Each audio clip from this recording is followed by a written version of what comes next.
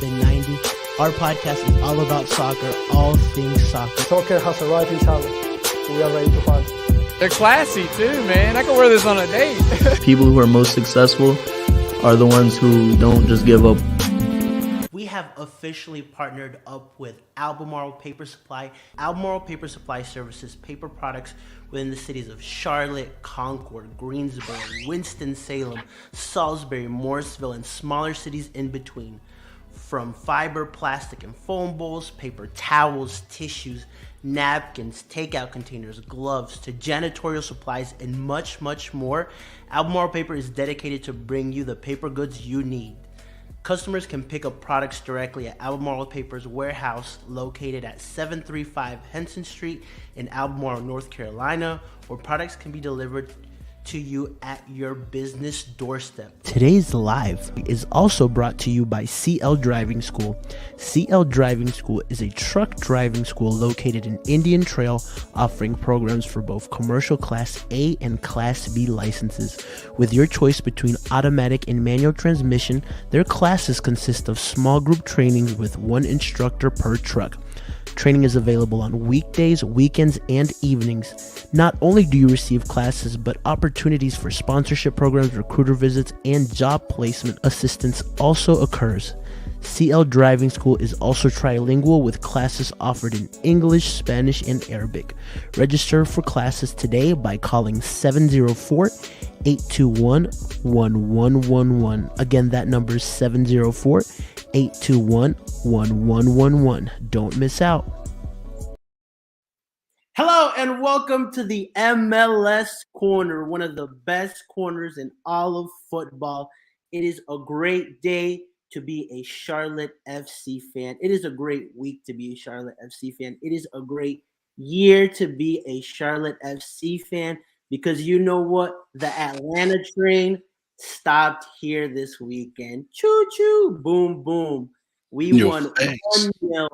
It's been great just seeing all the clapback that Charlotte FC has been giving Atlanta after all the heat that they gave us prior to this game, and man, it's been great. So for today's episode, you know I had to bring him back. Roscoe's unofficial best friend, Lee from CLTFC Fan TV. Lee, how are you today? I'm good, man. How are you? A little pissed off right now. KFC, I got a chicken pot pie combo, and those bastards left my cookie out, man. Dang, bro. I'm calling corporate after this. End the show right now. We got to go get your cookie. Nice. And then we also have a very, very special guest today to give us everything New England Revolution, who, unlike us, aren't coming in so hot. We've got my man, Sam Minton. Sam, how are you today? Doing good. Just want to, again, if you want to say thank you for giving you guys that first win, we'll definitely take that. But, yeah, much more fun to be a Charlotte FC fan right now than it is to be a New England Revolution fan. You can come over, man. Like I said, first season's free. Next year, we're hazing people. Nice. Sam, just so people get to know you a little bit, tell us about yourself.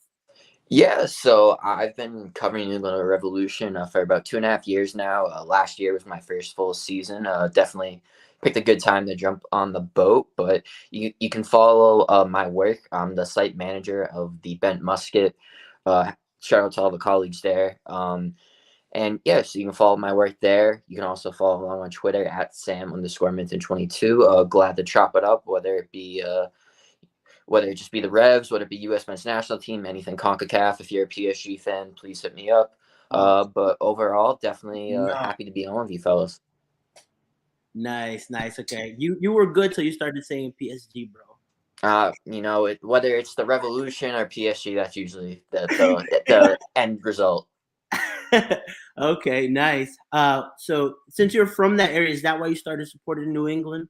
Yeah, no, I went to my first game and I went with my wife and, with her parents, and it was just a great atmosphere. Especially, I was definitely a fan of like the core four sports. I'm a big football and hockey fan, but getting to go there was just an entirely different experience. It was obviously, you might not know it down in Charlotte, but up in Boston, tickets humongously expensive.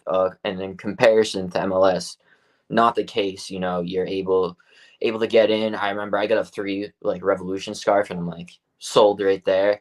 And it was also just an interesting game. I remember Christian Pania, I think, was shown a red card within like the first 5 minutes for getting in a scrum, and that kind of got me, you know, loving the team. And eventually, I was able to like go down to the pitch, meet some players, and it was just an absolute blast. And you know, I've been lucky enough where now I'm able to cover them, so it's been absolutely amazing. That's awesome, man. That's awesome. That's great to hear. We love that, bro. Especially, I mean, I think the more we can grow the game, the better it is for the MLS. Although one of my biggest complaints with the MLS, bro, and they have to change this, is when they make the coaches talk during the games. Oh, I hate that. It's so dumb. It's so dumb. Like, yeah, those halftime interviews, even those halftime interviews, they can be quite interesting, especially with Bruce Arena. It's like usually one question, one question, and probably about 2 or 3 words from them. That's all you're getting. That's It's great. Be annoying as a coach. It is, bro. Like, I like imagine like you're like, I don't know, like so much emotions go in you during those 90 minutes, and you have to deal with these people asking you questions, and sometimes the questions aren't even good questions. Oh yeah, no, definitely. Nice. Well, cool. So just to get started, then we'll talk a little bit about our first win against AT, capital L. You can't spell Atlanta without that L, right? And That's right. And witnessing Jordi Alcivar's Olympico goal at Bank of America. What a goal the boys scored. The little dance he did at the end, too. The crowd goes wild at Bank of America. Look at that supporters section. Woo-woo. What a crazy goal. What a crazy atmosphere. Lee, give me your thoughts on the game, and I want to hear everyone's thoughts, too, in the comments. Yeah, I mean, the game, right? We beat Atlanta 1-0. I mean, obviously it was too windy for them to play. They had too many injuries for them to play. I don't know. We moved the game to Sunday. That was tough for them. I mean, poor Atlanta, man. I mean, I mean, what can you say about them other than they lost, right? 1-0. You know, the king, as they like to call themselves of the South, always bows to the queen. So Atlanta, from a famous video of mine, yeah, man. I think it was a great game. I think we dominated pretty much the whole 90 minutes, bro. The only thing I was afraid of was a late Atlanta goal because they've been notorious this season for coming back, you know, like especially at the end. I mean, obviously Jordi Alcivar played a great game. Kalina again after his mistake. He's the GOAT, man. I don't care what y'all say out there. Yeah, after his mistake against Philly, he made it up again, coming in with a clutch save. And I love what Heidi said, man. Jordy's dance was one of my favorite things. We got to practice and do it in the supporter section. Patrick makes a valid point too, right? Because apparently we bought up all their tickets in the section that they sit in. And apparently there was 6,000 to 8,000 people there from Atlanta. Yeah. I don't know what game they were watching, man. I have no idea. Because I've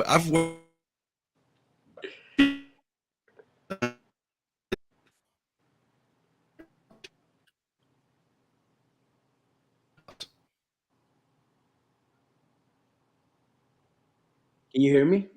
Yeah, we can hear you. We see you too. You got a pretty smile, by the way. Nah, it kind of like broke up it on my end. I'm not sure what you said. It's all good. Okay. Yeah, we can hear you. But yeah, we were just saying that Atlanta thought they had 6,000 to 8,000, right? And then they 100 tops. And I think some of those in the red might have actually been Liverpool supporters. Yo, you know what? Yeah, because there's a lot of people that were watching the City and Liverpool game, which was actually pretty cool. Sam, I don't know if you know who Troops is from AFTV. Yeah. So he tweeted he was coming to Charlotte, and then somebody added me on it. And so I was like, hey, Troops, we're going to go watch the Liverpool game against Man City at Valhalla, which is a local Liverpool supporters bar here. And I was like, come through. And he actually came. That's sick. That's sick. Legit. Yeah. So he hung out with us. So that was pretty cool pre-game and went to the game. We're converting him into Charlotte being his MLS team as well. Nice. And a Spurs fan. Oh, not the. Shout out to the Ben Musket photographer, Dolan, big Spurs fan. Yeah. Yeah. He's But a yeah, good man. going back to what you were saying, yeah, like everybody, all of them were full of excuses. It was Dude. they were missing a lot of players, or like, yeah, the goal, it was a windy goal, or like just random crazy Dude, stuff. it's on Twitter and all that, man. It's been like arguing with my damn 6-year-old, 7-year-old to like clean a room, right? That's always an excuse, right? Yeah. But whatever, Atlanta. 1-0. But you know what's really, really good about this? This is starting to become a good rivalry in the MLS. We I can't mean, force it. Can't force it. but even like I think El Tráfico, which was a great game as well, by the way, had about 475,000 views. Atlanta versus Charlotte had about 450, which I mean for an expansion team coming into the league, like they're really like they're noticing what we're doing and they're like, you know what, this is something that the whole league can benefit. And Sam, I kind of want your perspective from that. Are you seeing that like Charlotte, like what have been your impressions of Charlotte so far? Yeah, especially just seeing that first game, it was really interesting to see the atmosphere. It looked crazy. I know there was a lot of talk around here based on the graphics that you guys use to like fill up instead of showing the top bowl. You should have cool graphics. That was mentioned a lot, especially because up here in New England we deal with the same problems playing in a football stadium. But overall, the atmosphere looked insane, and that they looked, like they're doing quite well, and they're going on a decent run. I know I saw that goal; it was a beautiful goal. I still stand that Brad Guzan is not the best goalkeeper because I remember we were saying that earlier today. Yeah, I remember. I was on a Atlanta United like I think it was one of our sister sites. So, and they're like, yeah, Brad Guzan should like still be playing the U.S. men's national team. And I had to like bite my tongue and be like, Matt Turner is a bit better. Even Zach Steffen, I can say that. But yeah, Right? but yeah. So it's definitely been great to see the run that you guys have been able to go on, and coming up here to Gillette, it will definitely be a challenge. Yeah, man. So one of the things that we're noticing, I mean, we're becoming a very, very strong team at home. We've played 4 home games, 3 wins, 1 loss. Honestly, that first loss, like you kind of give it to the team where it took a wonder goal by, I can't remember who scored it now. Somebody in the comments remember. But it took a wonder goal for them to beat us 1-0. And so even then after that, like our home matches have been up to par. Our team has been up to par. The stadium, the crowd is there. And I mean, three wins out of the last 4 says a lot. Efrain Alvarez, there it is. Appreciate it, Jay. And what we're criticizing a little bit is, okay, our away form. We haven't been able to do absolutely nothing away. Our last game against Philly, in my opinion, was probably our worst game. Lee, give me some of your thoughts. No, Yeah, man. I mean, I'm sorry. I just want to add, just that Eastern Conference experience, that Philly's one of the top teams. So like, it's almost kind of expected to not exactly play a great game. So because right now Philly again is one of the top teams in the Eastern Conference. So I definitely might not have been the best game, but there's some tough competition as well too. Yeah, I mean, with Philly though, I just feel like the whole formation and game plan was completely wrong for us. But yeah, I mean, like Jorge was saying, we got our first win against New England at home. And you know what, guys? We're going to get our first away win against New England. So, like, we appreciate it, man. Sam, you're a good guy. Just let those guys know over there at the Revs that we appreciate them letting us whoop them twice in one That's season. what we're here for. Yeah, we got you, man. Now, Before we get into the New England game, man, I kind of want to highlight a couple of players for Charlotte.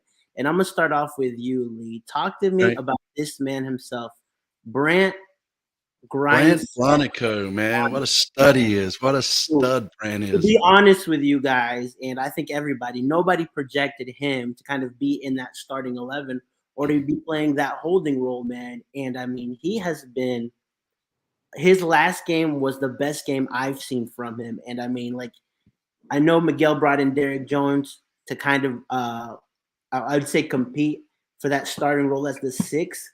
but Brant Bronico right now has it, and I want to hear people's comments on him as well. Go ahead, Lee.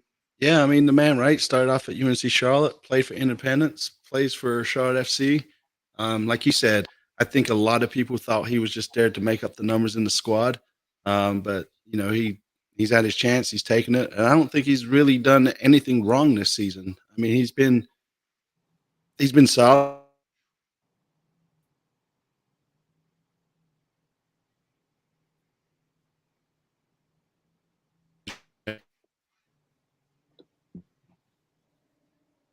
Anyways, yeah. So, yeah. Nice. Sorry, I don't know if it's my internet or you, bro, but it was like breaking. No, I got Spectrum now, man. I'm like 900, man. I'm in the future, man. I'm good to go, bro. It's definitely me then, because Yeah. it just That's it, just my wireless now. But anyways, no, yeah. It is like they said, man. It's because I didn't get that damn cookie from KFC. I'm really pissed about that. But yeah, Bronico, man, is a solid player. He's doing really well, right? He's holding his own. I don't think he's put a foot wrong this season. And and this is great too. Yeah, all right. So it is you, Lee. Heidi just confirmed. What the hell? And so I thought it was me for a second. But Top Bin 90 does no wrong. This is really good too. This is a good comment by Patrick as well. We went back to the old trusty 4-4-2 formation with Swiderski and Rios up top, and lo and behold, we pulled another win. I mean, that Rios Swiderski partnership is well, and what's also going to be great is that we have the man himself now in Charlotte, North Carolina. Karol Swiderski trained for the first time with Charlotte FC today. As you can see him here, he participated in all the sessions that I was able to see. He was there. He was participating. I mean, he looks good, and it will be another threat that we are adding into this team, which is exciting. You know what I'm saying? We got our DP with Karol. Let's take a look and see what Camille can do. And I mean, if he's training from the get-go, I'm assuming that he's going to get a couple of minutes this weekend. Yeah, I mean, why not, right? We'll probably be 3-0 up, and might as well just bring him in. Nice. Man, he's coming with the banter today, Sam. I can't even say anything. We're just getting Adam Buxa back from a red card suspension. He's our only Polish guy. I mean, yeah, and especially our attack has been banged up too. So, and with how our teams have been playing, the 3-0 would not surprise me at all. Hey man, at least like you accept it, right? It's there's no excuses really coming from you. None that I'm hearing yet. No. Us Revolution fans, we're very much used to the pain. Fair. Especially after last year. Yeah. And then I want to comment on this. How did Top Bin 90 get on the welcome wagon last night? So, Sam, I'm notorious now for just like running into players. I saw it last night. Dude, he hangs out in the bushes at Target with the orange cone over his head. People think I'm stalking these people, but I'm really not. I don't believe you, man. I don't believe you. We go way back, man. I don't believe you. Full of shit. He was like, "Hey, let's go get ice cream." I was like, "Sure." I was like, "What's open?" "Hey, Jenny's ice cream closes at 11. Let's go there." We wait in line. We're sitting down eating ice cream. Out of nowhere, I see like two girls and then a guy behind, and they're just looking like inside. And then I was like, "Karol, how are you?" And it was RDP, Karol Swiderski. We're just come on. These guys just happen to be out getting fucking ice cream, right? And it was cold last night. So come on. Well, I mean, I guess they are Polish. I guess they're used to the cold. But, I don't know, Top Bin, man. You're going to get arrested, man. The show's going to get shut down. It's just going to be it's all going to go to hell. And I'm just going to be like, damn. And then we're going to have to put a GoFundMe together to get you a lawyer, man. It's going to be nasty. You guys are lucky though, because like you guys got Charlotte. Like this is New England. Like it's not even Boston where people like going out. Like Harley, he lives in Boston. It's like that's a whole hour. Like, you don't even get that experience running. You guys, I'm jealous. We also only See, Nice you play. are stalking him, man. You are at stalking that him. point maybe I was a little bit. Yeah, yeah. But Was that you with the orange cone on the head, dude? That dude walking around Charlotte with the orange cone on the head? That was you, wasn't it? that could have been me. And so as Telling we're you. leaving, I'm like, hey, great to see you guys. By the way, would you mind if I get a photo with all three of y'all? And they're like, nah, man, that's fine. And then Jan says something in Polish, probably like, yo, this is the stalker that like Yeah, yeah. Like this is the one everybody else warned us about. Hey. and then that's how I got my photo. And boom, there it is. Jorge Gonzalez again strikes with another premiere of running into players. So what can I say? That's just who I am. Damn. Nice. Now let's get into a little bit of the game with New England. Sam, tell us, man, what is up with New England? Well, clearly we are not good at soccer at the moment. But yeah, I mean, overall, it's kind of been rough. Obviously, you have the whole Matt Turner saga, the whole Matt Turner injury. Now we have Gustavo Bo. He's been out with an injury as well too. In our last game, we were without both Gustavo Bo and Adam Buksa, who was missing due to a red card. So we ended up falling to Miami, which is never a point of pride. And so basically, this is one of the roughest runs Bruce Arena's ever been on. The Revs currently lost 4 straight MLS matches and 5 in all competitions, including the lovely CCL disaster.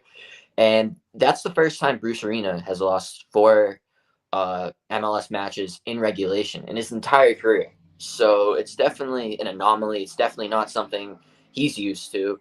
And especially after last season, it's not something that the Revolution are used to. Where they were used to pulling out these 1-goal games, and now they're on the other side of it. Teams are making comebacks, teams are finding goals, and it's really all about trying to figure out how to fix this. Obviously, some guys are getting healthier, but still, I think they're going to be without some guys against Charlotte FC. Also, maybe coming back home, maybe that will do some good too as well. But not a lot of good in New England so far. Yeah, man. I mean, going from winning the Supporter Shield last year to now you both New York and I feel like New England, like it's strange looking at the Eastern Conference standings and seeing those two teams near the bottom. Also in the West too, looking and seeing Seattle's in 11th, Sporting KC is in 12th. What is it going to take for New England to turn it around? I definitely think part of it is getting healthy. The fact that Gustavo Bo isn't out there, that's definitely something where the Revolution miss him. He can kind of be described as a luxury player, but when he's out there, he has a great shot. He just has that scoring sense. So he's definitely missed as well too. And I think a part of it is figuring out, I don't know if it's tactics or whatever you want to call it, but with just how the Revolution play. They have their wing backs, charge up and get involved in the attack. And that's great and all, especially when you have a player like Tajon Buchanan last year. But this year, we're seeing them get exposed, especially on the counterattack. You have Matt Polster, the holding midfielder, and then Henry Kessler and Andrew Farrell, the center backs, kind of being left on an island trying to have to, somehow make magic happen and not allow a goal. And we're seeing how great Matt Turner was, because some of the goals that he probably saved last year would have been goals if it was Brad Knighton or Earl Edwards Jr. So I think they do have to figure out whether it be changing up the formation or just changing up how they play. That could be something that could help, get people in the right direction. But, looking ahead to Charlotte, I think, getting home, having a guy like Adam Buksa back, a fellow Polish striker, I think that will be good for the Revolution. Hopefully for him too, as he hopes to be a part of Poland's national team in the World Cup. Yeah, man. I think so too. I mean, it's kind of like a proven thing now, I feel like, where Polish players that come to the MLS just tend to do well, man. You guys got Buska. Obviously, us with Karol Swiderski already making an impact off the get-go, and us adding Camille into the mix as well. Someone asked a really good question about how that would affect Ben Bender's time on the field, which is one of our midfielders. And it's a really interesting question. I think it'll all depend on how Miguel sets up the team. You know, will we go with a 4-3-3 and add him on the right wing? Will we play a 3-5-2 and add Jazviak as a right wing back? So a lot of interesting decisions that Miguel has on our end as well to incorporate his second DP, which I don't think he'll get a start this weekend, but I'm pretty sure we'll see him get a couple of minutes this weekend. Lee, give us your thoughts on going into New England, man. I mean, we've got 3 straight away games. What can Yep. we do? This is one of 3. Yeah, like I think this is, if we're gonna get 3 points, this is where we'll get it. You know, and like you said, Sam, you guys are beat up a little bit, not really playing your game. You know, you gave us our first win at home. I said it earlier. We get the first win away. I'm excited. I'm excited to see what happens. You know, I mean, you guys just lost to Miami of all teams, right? So confidence can't be very high for you.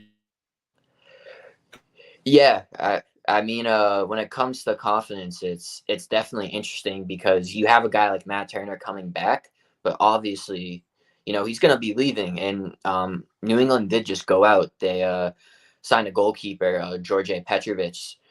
So it seems like he could possibly be Matt Turner's replacement. I don't know if he's in training yet. They're kind of still waiting out visa things, so definitely wouldn't expect him to play this week. But he's definitely a guy to keep an eye on. But it'll be interesting to see who's in net because Brad Knighton, has performed quite well, has had some struggles. Earl Edwards Jr. started off great, but then had some struggles. Right. So there's a lot of questions when it comes to New England's lineup. Another player who's hurt, Brandon By. So there's definitely some selection problems for Bruce Arena to fix when it comes to Saturday. Be interesting. This is a good question and if anyone has a question for our New England rep, let us know as well. Put them in. How's the Revs social and content team? I know Charlotte is getting a lot of praise, especially after all our digs now at Atlanta. Yeah, go after Atlanta all you want. We'll make the 28 the 3 jokes. You can make whatever jokes you guys want to make. But yeah, I want to give a shout out to Willie Lightlaw. Definitely think that he's improved it from where it was when he first entered. He took over, I think, about a year or 2 ago. Great with the memes, great with the video content. So overall, he's doing a pretty good job. So shout out to Willie Lightlaw. Nice. Awesome. And then I want to go back a little bit to that first game where we actually played you guys. I mean, I feel like we played well for most of the game.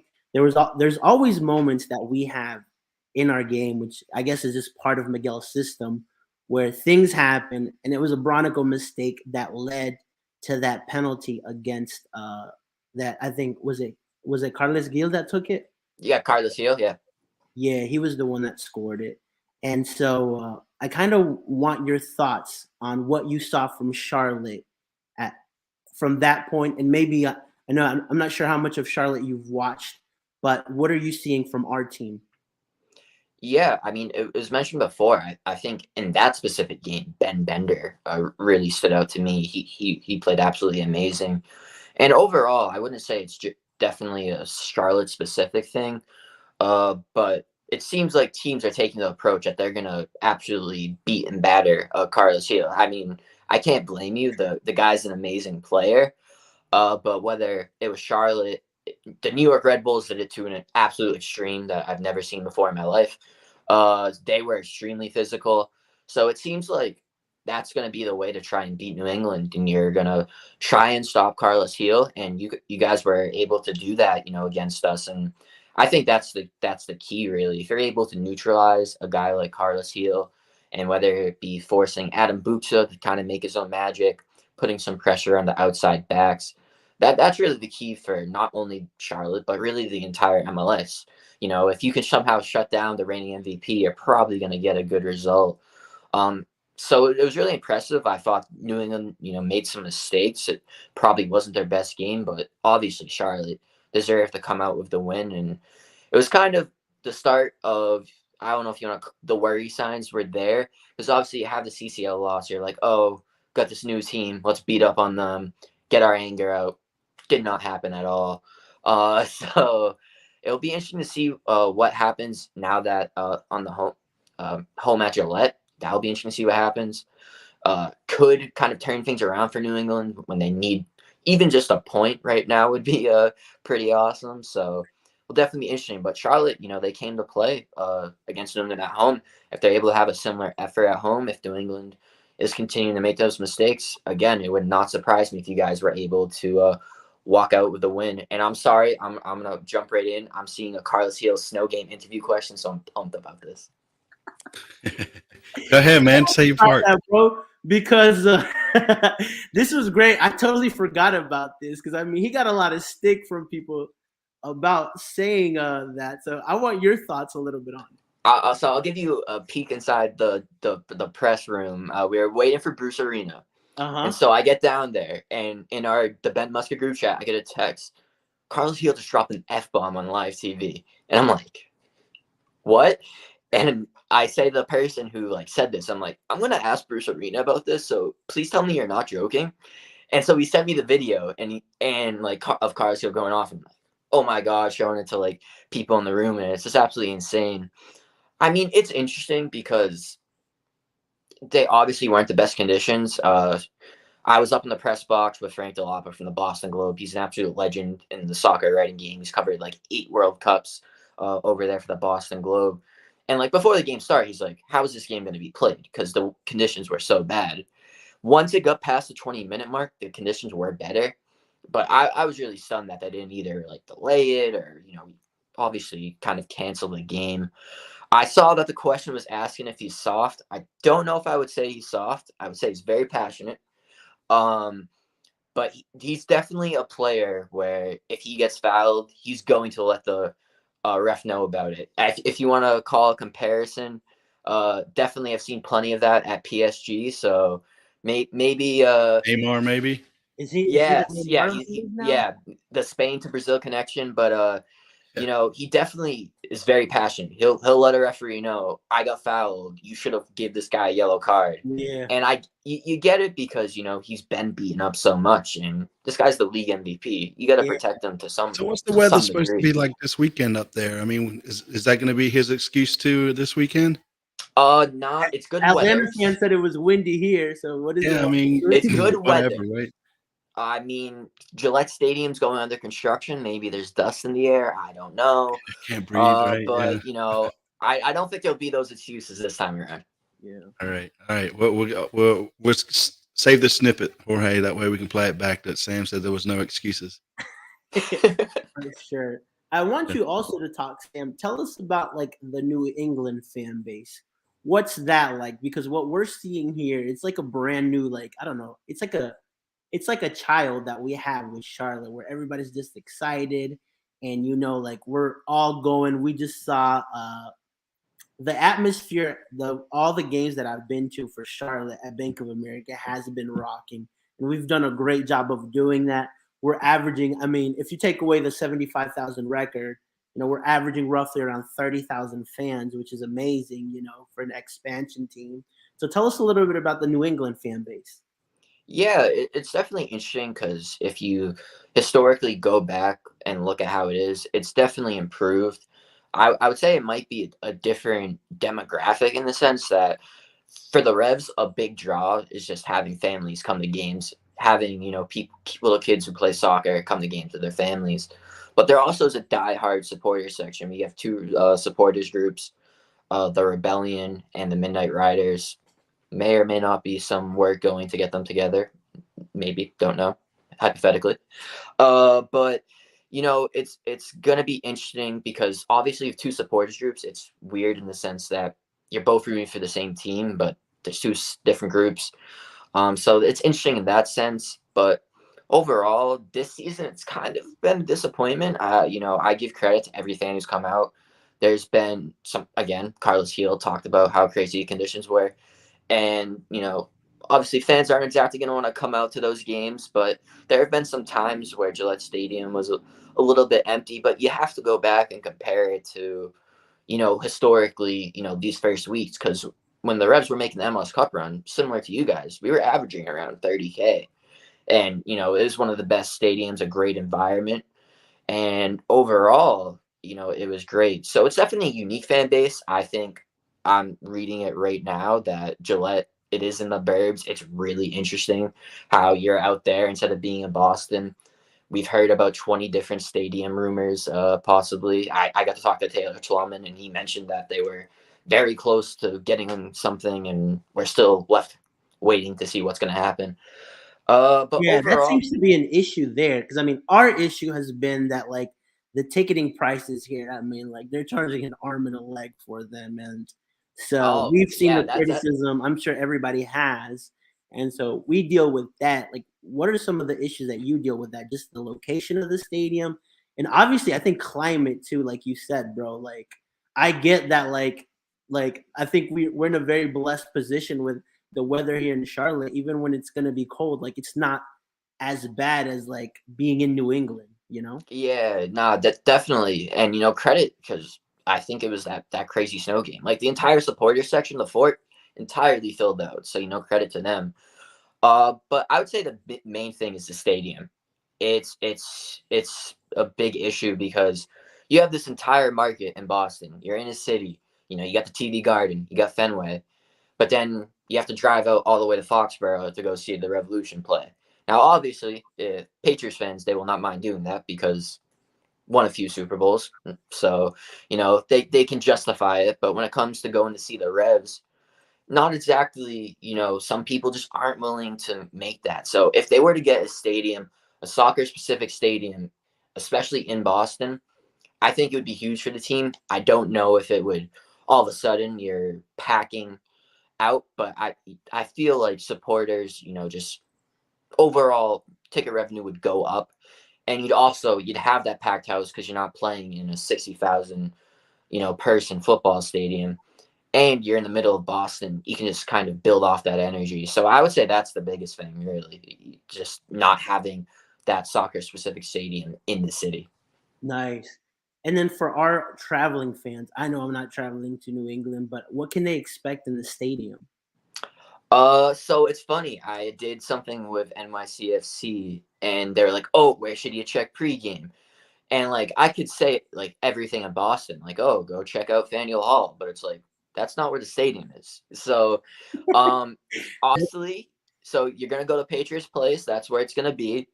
I mean, especially if you're a Carolina Panthers fan, don't think you're gonna walk through New England Patriots history. There is the Patriots Hall of Fame, but probably wouldn't recommend that. They have plenty of restaurants. Six Strings, great restaurant. That's at Patriot Place. Lots of bars. It's a great atmosphere. They have plenty of places to eat. If you want to try the local cuisine, you can hit up a Dunkin' Donuts. But besides that, you're gonna go into the stadium. You're able to get the away supporters kind of get their own section based on how many people show up. You'll be directly across from our supporters, kind of like at a little bit at an angle, but you can kind of look them in the eye, That seems see what the typical, I vibes. think, right? That's Yeah, but it's also interesting too now because currently it's under construction. They're doing a bunch of construction for mainly for the Patriots, but obviously it affects the Revs. For instance, the humongous lighthouse that used to be at Gillette, that's completely gone, and one of our scoreboards completely gone. So it's kind of an interesting time to go to Gillette. It's kind of a flux stage. But once you get there, I think I saw someone mention it. All the fans, the supporters groups, they're really awesome. So definitely feel free to link up with them. You could even get a picture of the supporter shield if you want to. So definitely link up to them. But it'll be a good atmosphere, and I think it'll be a good game. So you'll definitely enjoy it up there. Nice. Awesome. And then Lee, just to get you involved here and yeah. tell us what does Charlotte need to do to get a result in New England this weekend? No stupid mistakes, man. I mean, when we played Philly, right, there was just two dumb mistakes. I mean, they cost us the game, and at least we kind of stopped giving away that stupid penalty in each game too, right? So I just think if we just go in there and play 4-4-2 like we have been, and and just play our game, I think we'll be all right. I see us winning possibly 2-1. Okay. Nice. And Sam, yeah, what does New England have to do to turn it around? 5 losses in a row. Charlotte was one of them. Tell us. Yeah, I definitely think, similar, limit mistakes. That has to be it. I think they have to be better on the counter. And they just have to provide better service into the box, especially if a guy like Adam Boots are coming back. You need a guy like Brandon Byatt to provide better service into the box. DeJuan Jones, he's been great. He's looked insanely confident. He's going at players. He's drawing fouls. He's been great. But if they're able to provide that better service, be more clinical in the final third, that will really be the key for them. And it's just they've been missing that one thing in every single match. I think it was Brad Knight who said it's really hard when you work in practice, you're putting all this work in, and then you only get 90 minutes to show it. And if you make one mistake, all that work you did is kind of for nothing. So it'll be interesting to see if they're just able to put in a complete 90-minute effort. An interesting stat, Jeff Lemieux from the team reporter, in their 3 of their last 4 losses, they've given up the winning goal in the 88th minute or later. So they really have to play a complete game, not let their foot off the gas pedal if they want to come away with even just a point at this point. Yeah, I mean, it was 3-1 when you played us, so it wasn't really like giving it up in the 88th minute. Just wanted to throw that out there. That was the one it wasn't. Nice. Okay, just wanted to put it out there for the record. And then, I cannot end the show without having everyone's in the comments score predictions. And I'll also start off with you, Lee. I know you've already mentioned a 2-1. Tell us who you think will score. Oh, I think Rios is going to get his first. And let's go with somebody off the cup, Fuchs. Oh, boy. Fuchs with a header.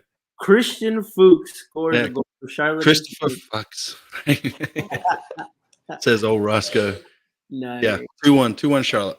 Awesome. And I want to hear First from the away comment win. as First well. away win. And then Sam, tell us, will the Revs turn it around this weekend? I say the Revs will turn it around, and I will match Lee's score because they don't have Matt Turner, so it's not going to be a shutout. I'll say 2-1. Adam Buksa definitely gets a goal. Okay. Are you saying you win 2-1? Yes, I'm saying I'm reversing yours. Yeah, so even after that Miami game, you still going to stick with that? We're due. We're due for a win. It has to come at some point. Fair. Right? Keep calling it. And then I will go with my score for this game, which I think we get a 2-2. And so we pull a draw in New England. And we'll take that. That'll be our first draw, right? Yeah, it'll be our first points anywhere. Because, you have to remember, like, we always come off this high after the wins at home. But going to play away is a little bit different. And even Brandt said that, like, how the fortress that Bank of America is becoming, like, that motivates the players a lot as well. And so I think away, we struggle a bit. We've lost every game. But I think getting a draw away from home would be exceptional.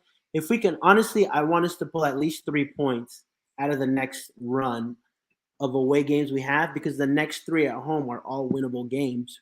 We play Montreal, we play Miami, and I can't think of the third team that we play. But that should be 9 out of 9. Orlando. But no, Orlando's away, though. Yeah, didn't you say the next 3? No, the next after the 3 away games. So after 3 away games, we have 3 home games. And so I think we can pull all 9 points there. If we could get 3 from this run of 3 away, I think we'll sit in a really good position to, continue to strive to be in talks of making playoffs. So. Yeah, it was in the comments. Guzman put it in Vancouver. Vancouver, yeah. Perfect. And then we play Seattle away. Whoa. Yeah, so that'll be an interesting game as well. Seattle isn't doing as great either. They're sitting 11th in the Western Conference. But at the end of the day, it's Seattle, and that's what I'm telling people. At the end of the day, it's still New England. They still have the best player in the MLS, in my opinion, with you in Carles Gil. So maybe what we can do is try and bring some snow laid across the field. That's supposed to be to our advantage, not to yours. Not according to Carles Gil. No, not according to Carles. Yeah, right. Nice. Well, with that, we end another episode of the ML. I was about to say the podcast name, the MLS Corner. Thank you, Sam, for coming on. Sam, where can we find you? Yeah, you can follow everybody over at the Bent Musket pretty simple. And you can also follow me at Sam_Minton22. When Charlotte ends up somehow winning 3-0, you can feel free to just let loose on me. I'll take it like a champ. But definitely, appreciate you guys having me on. It was an absolute blast. Yeah, well, you'll be way better than the Atlanta fans that like to make excuses after they lose. Yeah, they like to make excuses when they give up a 28-3 lead too. So we're used to it. Oh, I like that dig too. Never forget that one. Yeah. Nice. Oh man, Lee, where can we find you at, bro? On all the socials. I know right? one place it's very hard to find you. It's sitting down or staying still in the supporter section. You're everywhere, my guy. Yeah, I mean, we're on all the socials, right? COTFC Fan TV. Just subscribe, follow, whatever it is, and whatever platform it is. Awesome. And with that, we end another episode, guys. Thank you so much for coming on. You bet, man. Take care.